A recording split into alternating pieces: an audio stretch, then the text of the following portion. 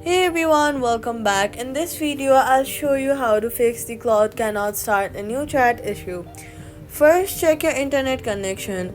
A weak or unstable connection can prevent the app from opening a new chat. Then, switch between Wi-Fi and mobile data to see if it helps. Next, swipe off from the bottom of your screen, look for the app, swipe it away, closing it completely and reopen it. Then restart your phone to clear temporary glitches. Next, in Android, clear the app cache by going to Settings, Apps, selecting Claude, tapping Storage and clearing the cache. This removes temporary files that may block new chats. Make sure the app is updated to the latest version.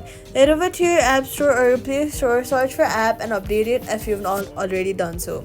If the problem continues, uninstall the app and reinstall it from the official App Store. That's how you